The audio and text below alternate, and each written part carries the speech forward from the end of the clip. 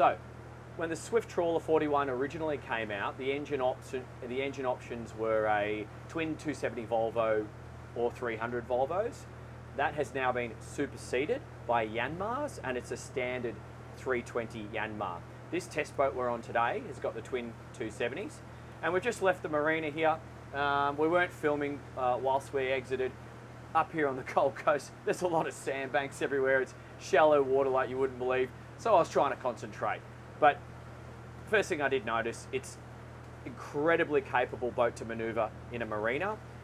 Transverse thrust in and out of gear is a lot of response, good response from the props, and the boat will swivel on a dime. Visibility is great because I can step out here. I'm not hindered by a small door. A lot of boats of this style will have smaller doors. This one's huge, so stepping out here and moving in is not a problem. I've got a great sight line to my port aft quarter just there, and whilst I do have a vision blocked from the fridge on the starboard aft quarter, I can stick my head out the door, so it's not a problem. The helm position is comfortable. I like standing when I'm maneuvering in and out of the marina, but transitioning to seated is quite simple, and there is a footstep just there. Now that's comfortable, so you would quite happily sit like this on a long cruise with the autopilot going and just stay on watch with ease. I can't see any issues there, and transitioning back to the standing position's quite easy. And also, when the flip-up bolster is in the raised position, it does give you a good amount of support. So if you were in some rough seas, I can see myself still feeling safe and secure.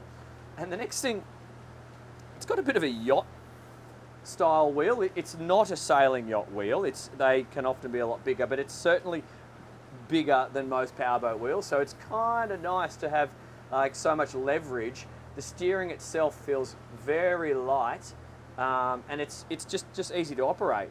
But back to the marina situation, coming in and out of the dock, I was utilising pretty much the motors. I had my wheel centred. I have a rudder angle indicator in the centre of the dash just here, but I also have it showing up on my autopilot on the port side of the wheel as well. If I needed to use the bow thruster, a really easy reach, I should say, from throttle to bow thruster. And I did give it a tap, not that we needed it, I just wanted to give it a test. And it's got a lot of power. It's quite clearly an oversized thruster for a boat of this style, because it really did move the boat quite aggressively. So that's good to see. That's really good to see. But yeah, we're just cruising down the Broadwater here. We're in a 6-knot zone, so not much else to talk about until we wind the boat up on the plane. So we'll do that when we can and check back with you soon. All right, so we're just cruising along at a steady 12 knots. We've just exited the Gold Coast Seaway in quite a large rolling swell, breaking on either side, actually pumping. I just passed a couple of guys on foiling surfboards, which looked like a bit of fun.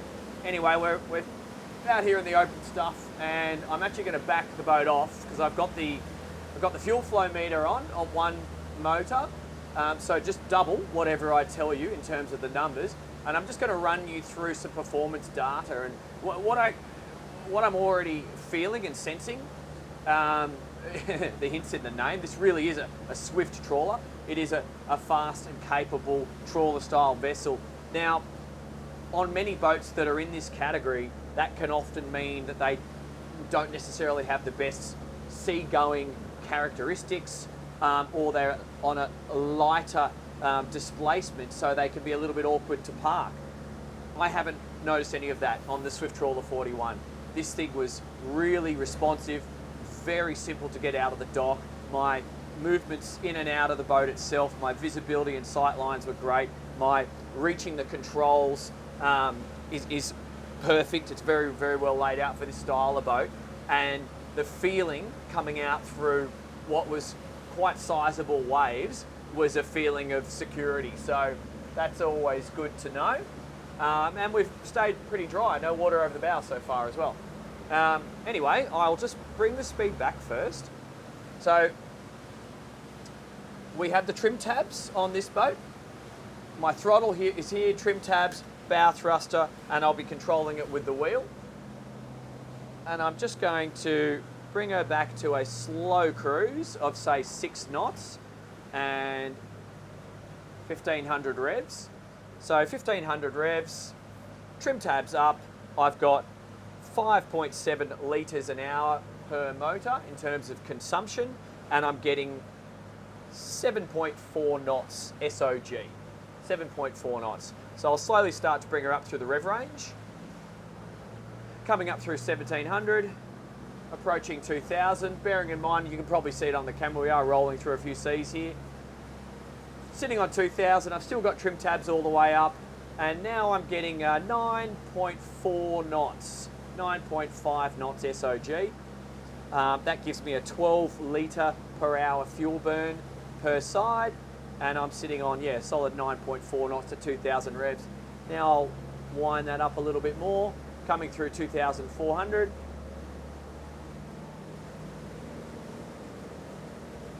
Okay, that's 2400 there. I'll bring her up to 2500. So I can see a little bit of bow raise as I accelerate, so I might start to introduce some trim tabs pretty soon. But at 2500 in the ocean conditions as we are, I'm getting 11 knots SOG and 22 litres per side.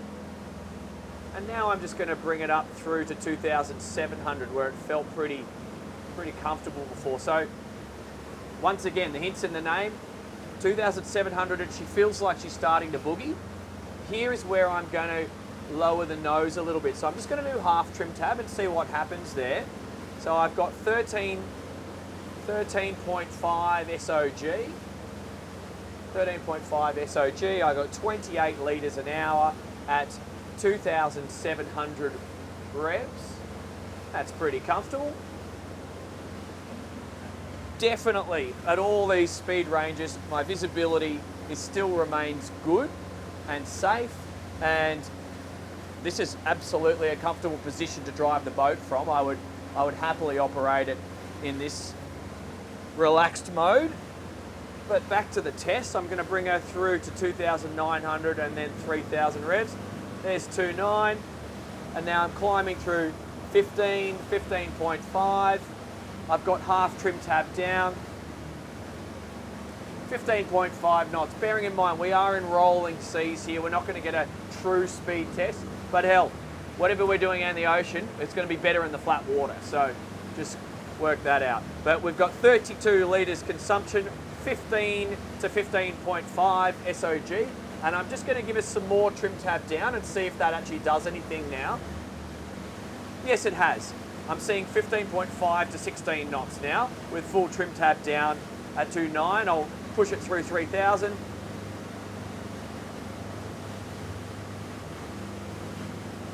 Now that's a steady 16.5 there at 3000 revs, 33 litres a side. And let's give it a bit more. We're going to bring this boat right up to wide open throttle in a second. So now I've got 3200 revs. Oh, now she's starting to boogie. Now it feels like I could actually raise those trim tabs just a tad, because the boat's starting to level out somewhat. So I've got 18 knots SOG there. 18 knots SOG, 41 litres a side, and 3/4 trim tabs at 3,200 revs. So we'll see what else we get out of these motors now. I'm starting to get there. Bring her up to 3,500. Oh, she's moving. 20 knots, 21 knots. I'm going to raise those trim tabs again, just a little bit. That's half trim tab. I'm seeing 21 knots and climbing. 48 litres a side. The steering responds well at this speed. Not that you're going to be kicking it into hard turns or anything, but I can absolutely take it through these swells that we've got here with ease. Okay, that's good. Now let's just give it wide open and see what we get. Okay, that's wide open. I've got half trim tabs, I'm 3,600 revs. I'm going to go no trim tabs. So I've fully retracted the trim tabs there. I'm getting 22 knots, SOG, in the ocean, 53 litres a side. And now, just for the purpose of the exercise, I'm going to drop the trim tabs and see if that speeds us up at all. So that's full trim tab down, and I'm seeing 22 knots SOG. It's a bit hard to give you an exact number as we roll through these waves. And that's now 21 and a half. And now I'm just going to raise them again. Yeah, so at this speed, I feel like you're going to get a knot. At wide open throttle, you're going to get a knot of extra speed by raising the trim tab. So halfway through the rev range, drop the nose. As the speed comes up, raise the nose. That's basically what the boat likes. But to me, if I was doing a cruise, this thing's going to be really happy at about 19 knots. That's a total of 80 to 84 litres an hour. Very good speed return on fuel investment. Comfortable.